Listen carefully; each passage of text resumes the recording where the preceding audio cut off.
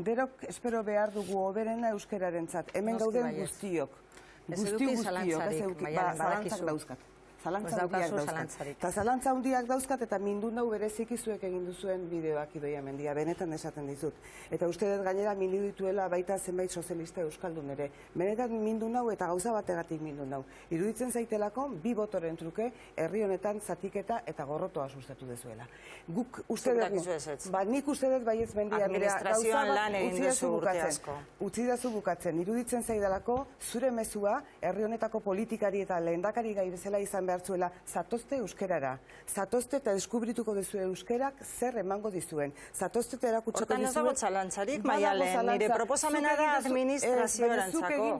Ez baduzute ulertzen, oso ondo ulertzen dugu, Mendia Andrea. Hombre, sustapen politiketan beti egon gara euskal sozialistak, beti. Eta gainera jaurlaritzan egon gara eta egin ditugu. Eta pena da galtzea denbora.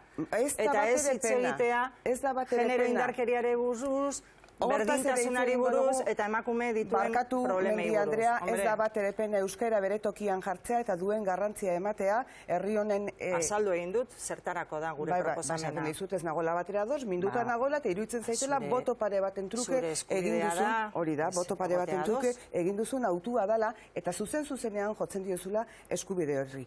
Horixe da, esan nahi nizuena. Eta oso garrantzitsua iruditzen zaitela gainera, beste mezu bat zabaltzea. Ezin dutenei berriro ere aglegina egiteko presa delako. Guzti eskainiz, hizkuntza honek eskaintzen duen on guztia.